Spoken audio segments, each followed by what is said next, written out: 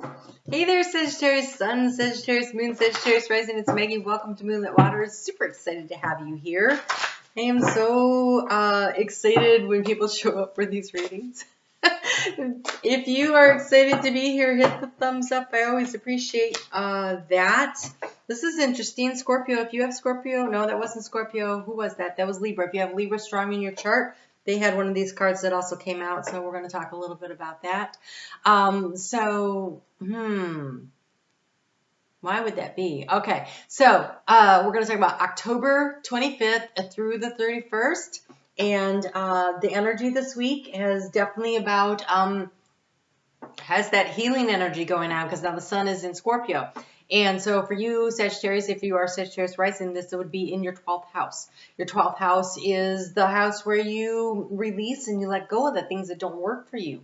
This is the house where you really connect with your spirituality and what it is that you desire. And so it is a house where you can start formulating goals that are based on your innate desires and wishes and dreams. And so this is something that becomes very helpful. So the overall energy that you have for this week is you have a storm. Every hurricane comes to the end. And gold, you don't need someone else to fix you. And so I think some of you may have gone through some kind of an emotional relationship kind of situation. It does not necessarily mean your significant other, because you just would have been traversing through, Libra season for you would be your 11th house of groups and group activities. And so for some of you, it could be work or friends or extended family kind of situation here. But every storm comes to an end. Okay, so, it's number 44. That's very divinely guided, and it feels kind of like that tower energy of something that wasn't working has come to the end, and you don't need someone else to fix you. And in this card, she is holding a porcelain cup that has been fixed with gold poured into it. And it's really interesting because earlier this week, today I think it was, I was doing a meditation. I lose track. And what I saw was a heart healing, and it was being healed by having the divine liquid. It was like liquid gold being poured down into the heart space from the divine source of love. And so, and I thought, oh, it makes a heart of gold. And so here you are. You don't need anyone to fix you. You have a heart of gold. You're strong. You're fine. And so even though everything doesn't necessarily always go according to plan, there is always the opportunity to see that there is something beautiful at the end. You don't get the rainbow without the storm, right? I was shopping yesterday with my sister in our town here, and we went into the store, and it just smelt new. And I said to her, like, wow, how long have you been here? And she goes, well, we used to have a location here, and then it burned down, and so we built a new one. Well, they used to have a little florist shop, and then they have a big florist shop, and then they created space in there to make like a little mini mall. And so she's got artisans from the local area with their stuff in there, and she's got a coin dealer and stuff. Anyway, so it was just like, I said, so you actually, out of something really negative, you had something even better happen? And she said, yes. And I feel like this is what they're saying here, is that out of something that seems really negative, something super positive and amazing is going to come, and it's going to fill your heart up and make you shine. And so I think that's just beautiful.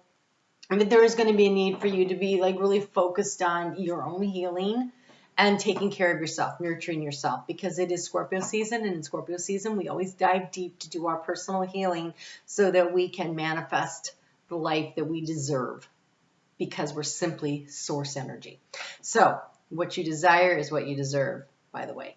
All right, so start out on Monday with the moon in Gemini. The moon in Gemini is in a really nice flow of energy with Jupiter over in Aquarius and with Mars in Libra. And so this is that thought energy. And how do I focus it in so I can expand it and create what it is that I desire? And so for you, this is the house of your partnership. So for some of you, this really is about finding your way through some sort of a situation. A partnership could be business. So we have single-mindedness. Choose your own path and what is best suited for you. You don't need someone to fix you. Choose your own path and what is best suited to and what is best suited for you. So we start out with that moon in Gemini, but by 5 o'clock in the afternoon, the moon is going to move into Cancer. And Cancer is the house of the home. It rules Cancer, and it is the house of the home. So the moon has come home, and the moon is about the mother. It is about self-love and nurturing, and a lot of times we don't necessarily get that from our parents, and so we have to learn how to give it to ourselves. And the moon is going to be challenged here because we have Chiron, the wounded healer, over there in Aries. Aries is the house of the inner child, of the self. And so I think a lot of people are going to feel a little bit of triggering about emotional issues from childhood coming up over the next couple of days. And there's a lot of supportive energy to do this healing work, to remember that you don't need anyone to fix you. You were never broken in the first freaking place, right? It's just that there's a paradigm shift that needs to happen. You need to look at things a little differently. You need to see amazing you are. And when you choose to focus in on you and all the magnificence of you and allow grace and healing to flow out of you to other people who have been wounded also. And so they only did what they knew how to do. As you do that, you release, you create this healing energy. And right now the veil is so thin that the healing energy you send out now, it actually goes out across the ancestral lines, and it heals for future generations, so you don't drag that karma through, and it also heals those that have passed already so that they can do their own healing work on the other side of the veil, so that when they reincarnate, they are not in that situation anymore either. So this is an important time to really, all you have to do is love yourself enough that you say, I release you, I forgive you, it doesn't matter. And if you could do that, you're like, I just heard light years ahead. Okay, so that's wonderful. So single-minded focus this week on nurturing yourself, on taking care of yourself, I think. What is good for you? It'll be hard to be focused if this is about work. With the moon in Cancer, it is very, there's a lot of things that are going to scatter the energy around. So it might take you being super hyper focused in order to get something completed at work. So something to keep in mind there. You have a book that came out for the moon going into Leo, which is fine because that's a fire sign, and I can see how that would really okay, all right. And we have Mars getting ready to move into a home sign too of Scorpio at the end of the week, and so I think there's this energy of okay, I think I know where I'm going here.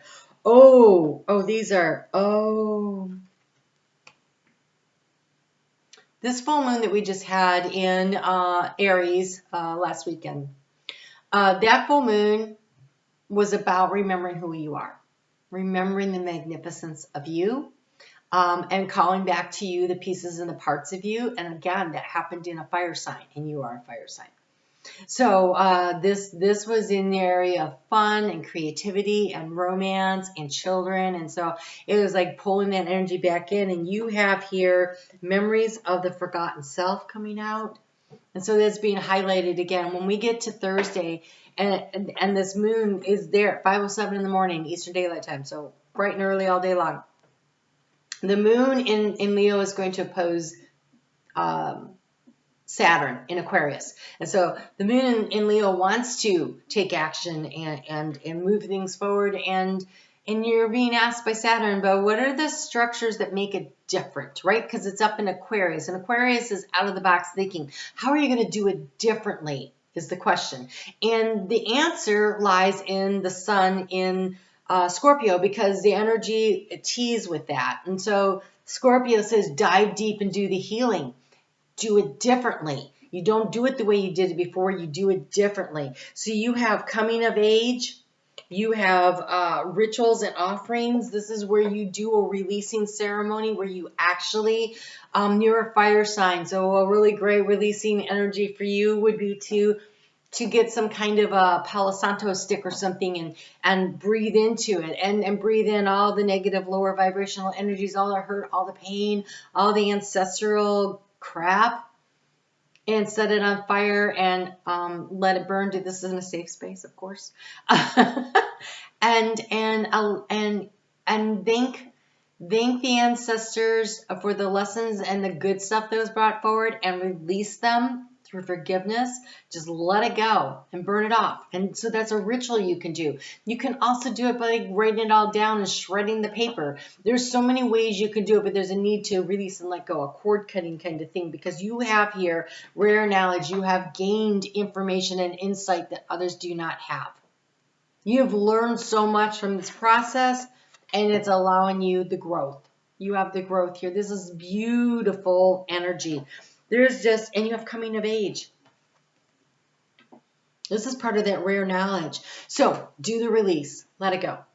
Because you are positioned to be, you guys, South Node's getting ready to clear out of your sign, and it is a new beginning. You have been gaining so much knowledge and information with that South Node having been transiting your sign. You get to have a brand new script, and when the South Node is in your sign, it is the big release. It is the letting go of all the things that do not serve you.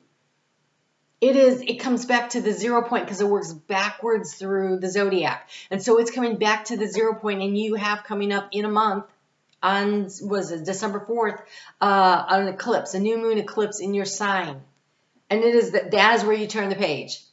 That is where you go, okay, new start. So over the course of the next 4 weeks, you get to do this releasing stuff and start this week. The energy is all there. It's supporting it and helping you to release and let go. And so you can move yourself forward. So after the storm, I know what the storm was now. It was that that South Node in your sign, because the South Node in your sign sucks.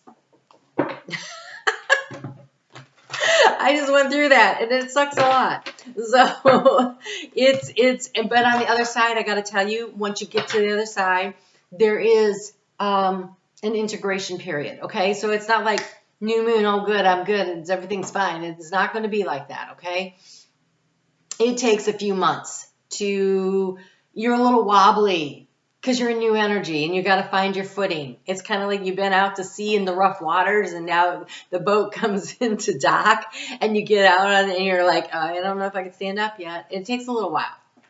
But then when you do, then you see the rainbows and the light and the joy, and it really is so transformative, and that is where you are going. So that is really excellent.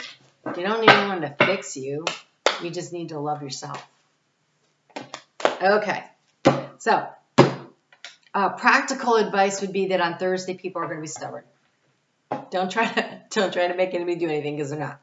And on Friday, choose your words very carefully if you want to create a win-win. I'm not even sure that is going to be super possible, but if you choose your words carefully, you might make some progress.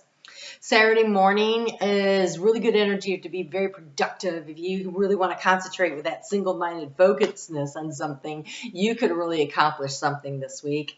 Saturday morning looks good. And then the moon moves into Virgo, which likes the organization, things all nice and tidy and organized, right? And it's a fellow mutable sign, so that's kind of good energy for you to be working in. That happens at 2:09 p.m. on Saturday. Again, this is Halloween weekend, so happy Halloween and be safe if you're celebrating. But the veil is thin, and we can really connect with our ancestors, and the grandmothers have been all over it. So allow that to happen if you want. I think getting in touch with your ancestral lineage in some meditation this week would be the best thing you could really, really do. And when you do, you do it with the gratitude for what you've learned, and with the energy of I am releasing you to go do your own healing and allow me to grow and you grow. Like we get to go grow our separate ways. Not go, yes, go, but grow our separate ways. And so there's really, the energy on Sunday is nice. And you should be able to enjoy the day.